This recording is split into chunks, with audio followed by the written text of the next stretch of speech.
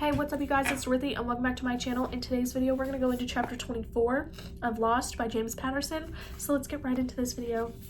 This video may contain sensitive topics and foul language. If you do not wish to continue, I suggest you click off the video now. You have been warned. After I had a sandwich accompanied by an 8-ounce Coca-Cola and a glass bottle that made me feel like a giant, Marie gave me a quick tour of Amsterdam. I didn't want to explain that I'd been up all night on an airplane and that my circadian rhythms were all screwed up. I just tried to take in the sights and listen to what this sharp detective had to say. I heard you had to chase the man bringing the kids into Miami. Do you have many foot chases, Marie asked. I shrugged. Some. I guess it depends on how badly you want to make the arrest. Do you get angry at runners? No, I learned early in my career to keep it in perspective. What happened? I was a rookie in uniform and saw a young man selling crack on Miami Avenue, right in the center of the city. When he ran, I chased. As I ran, I kept screaming, "Police, stop!" like that might help. Finally, near a highway underpass, I tackled him. I was mad and yelled, "Why'd you run for me?" The crack dealer kept calm and said, "It's my job to run. Isn't your job? It's your job to catch me." I had tackled a philosopher. He was right, and I've kept it in mind for every case I've ever been in. I liked that Marie found the story funny. She had a beautiful smile and engaging laugh.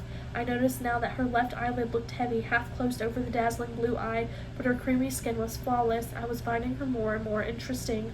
Marie said, "This is the De Wallen district of Amsterdam. It's the largest of the red light districts, although it's almost nothing more than a tourist attraction now. No one wants to risk a tourist getting hurt, so everyone makes sure the streets are safe." Is this where most of the human trafficking occurs? The whole city is used to a hub of trafficked people, mainly to the United States. The Amsterdam police joke that we should be classified as an official rest stop for Russians in transit. The local Russian mob is constantly running people through Amsterdam. I said I wondered if they were causing problems here like they do in the United States. The northern part of Miami-Dade County has seen a huge influx of Russians over the past few years. Do the Russians in Miami organize in groups to commit crimes as much as they do in Europe? I know the criminal justice system is different in the States. No, they're like any other immigrant group. They tend to keep to themselves. The problem is the criminals prey on the other Russians and the crimes are difficult to investigate.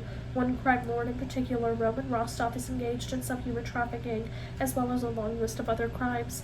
I'm familiar with Rostov, and fortunately his brother Emil has a smaller operation here in Amsterdam. Is he as big as an asshole as Roman? Marie smiled and said, "I'm glad we both view the family the same way, but what I hear, Roman is much more brutal. Emil is vicious, but he tries to keep things quiet. We don't have the same level of violence as you do in the United States. But somehow every country has organized crime and people like the Rostovs who screw things up for everyone else." Marie pulled over on a block with a lot of pedestrians. I had to unwedge myself from her VW. We walked down the street to a series of 4-story apartment buildings that looked like they'd been there a long time. I stared at a line of people that stretched around the block. Is this a place where you find a lot of human smuggling?" She smiled and shook her head. "No, this is the building where Anne Frank lived in hiding. I thought you might like to see some of the history of our city." I felt like a moron. I didn't want to tell her I was too tired to see anything like this, so I just followed along. I had no idea the day would stretch into the evening. The detective took me through the Heineken factory, and on the drive along the Heimer coastline, she also showed me several dilapidated buildings where the police suspected human traffickers kept people on a regular basis. For a party city, I don't see anyone walking with a beer in their hands like they do in New Orleans, I said. No beer allowed on the street, just in pubs. Alcohol makes people aggressive. Let me get this straight. You can smoke a joint in the red light district and no one will bother you, but you can't drink a beer on the street? She smiled. When was the last time you saw a person high on pot punch someone? She had a point. I noticed something on the glass of the decorative street lamp. I stopped to look closer at the image. A man with a guitar. It was remarkably detailed and lifelike. Marie chuckled and said, "This is the rare treat. Usually when he puts those up, people steal them quickly. The artist is Max Zorn. He makes these incredible images using nothing but packing tape and a razor." I studied the figure illuminated by the lamp.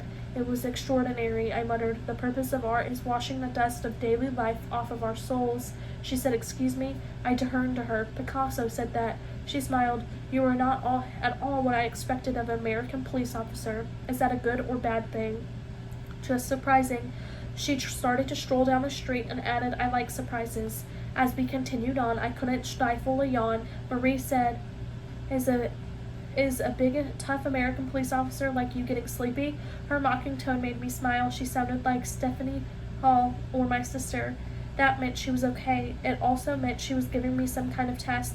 She might have wanted to see if I would take offense or show me how tough she could be by outlasting me. I didn't need any convincing. When I saw the Hilton sign in the Nord District, I knew salvation was at hand. That is the end of this chapter. I will see you guys in the next video. Bye.